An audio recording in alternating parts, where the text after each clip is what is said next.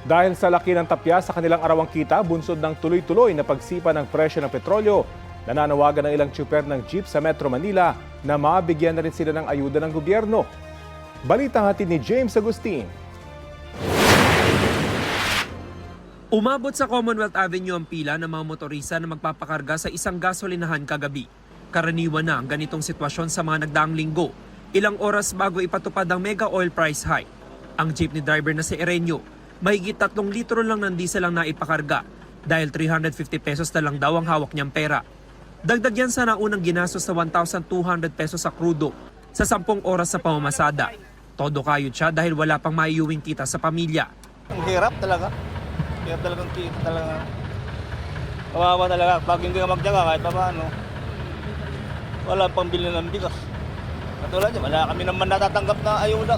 Kawawa kami talaga. Si Jonathan pumila muna sa gasolinahan bago gumarahe. 2,400 pesos daw sa kabuuan ng gastos niya sa diesel. Kaya kahit ibinaba na ng kanyang operator ang boundary, maswerte na raw kung makapag-uwi siya ng 300 pesos. Lalong mahirap ngayon eh. Hindi naman nagdagan ng pamasahe. Kahit piso wala, hindi natuloy. Hiling ng mga jeepney driver mabigyan na rin sila ng ayuda ng gobyerno. Malaki na raw kasi talaga ang tapya sa kanilang arawang kita.